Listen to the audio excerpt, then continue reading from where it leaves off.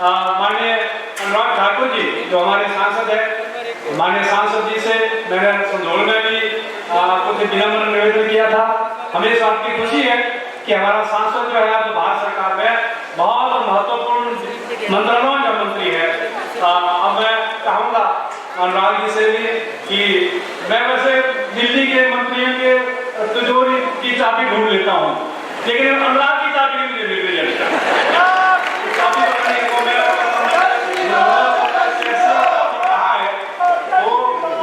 पीछे भी आपको कुछ स्टेडियमों के छोटे छोटे प्रस्ताव दिए थे, रशीदपुर का भी था, धर्मपुर का भी था, 15 स्टेडियम थे। तो या तो उस चाबी को आप कोई 2 घंटे के लिए धर्मपुर के लोगों के पास देते ताकि हम लोग थोड़ा बहुत खाने जो मेरा आग्रह है आपसे, चलो मेरे हमारा इलेक्शन हो जाएगा,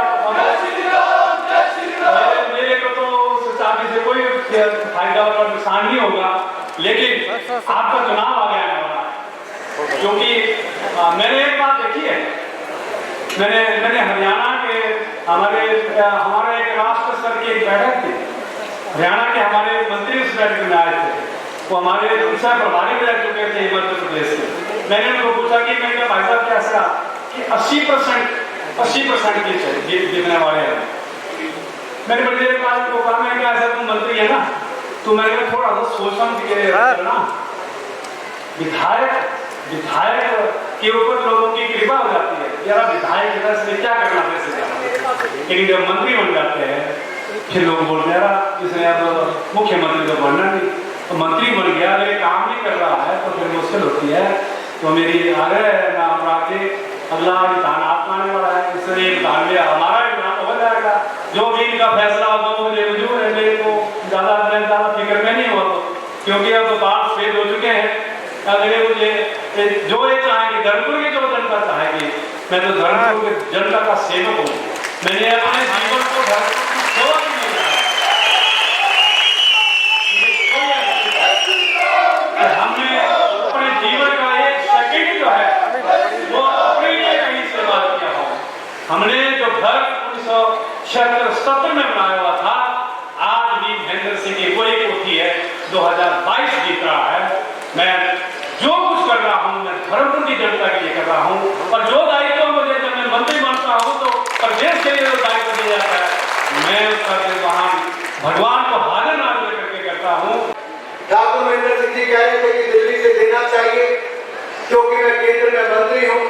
मुझे बताते हुए खुशी है मित्रों कि जहां पर एक और विशेष राज्य का दर्जा दिया तो दिल्ली की सरकार ने ही दिया है, और ये 4,567 करोड़ रुपया अगर जल जीवन मिशन में आया तो दिल्ली से ही आया है।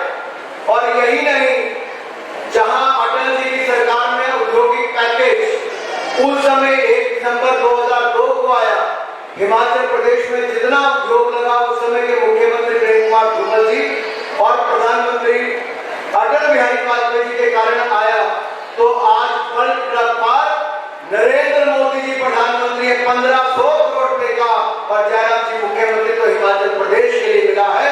ये भी केंद्र सरकार से केवल तीन राज्यों को मिलना है, उनमें से एक हमारा हिमाचल प्रदेश है। मित्रों, हजारों लोगों को रोजगार इससे मिलेगा, और 500 करोड़ रुपए का मेडिकल डिवाइस पार्क ये भी हिमाचल प्रदेश को केंद्र सरकार की ओर से मिला। हजारों लोगों को रोजगार के अवसर मिलेंगे, नौजवान को नौकरियां मिले।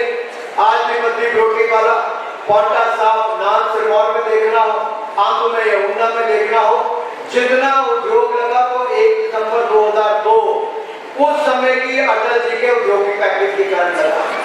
अब जब वर्ल्ड पार्क आएगा तो इससे भी हजारों लोगों को रोजगार मिल पाएगा। यही नहीं, इसके अलावा धर्मपुर में भी और संधोल में भी शायद हिमाचल प्रदेश का एक ही विधानसभा क्षेत्र ऐसा है, धर्मपुर विधानसभा क्षेत्र, जहां एक नहीं 2 केंद्रीय विद्यालय मिले हैं। ये भी नरेंद्र मोदी की सरकार के कारण ही मिल पाए हैं, ठाकुर महेंद्र सिंह जी के प्रयास से, और हम सब ने मिलकर यहाँ पर एक नहीं 2 केंद्रीय विद्यालय लाए।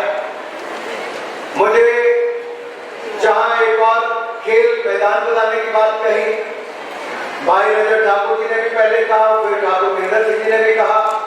मित्रों, जहां जहां जमीन उपलब्ध होगी, जहां क्योंकि केंद्र से कोई भी पैसा देना है, 1 भी रुपया देना है तो राज्य की सरकार के माध्यम से ही आता है।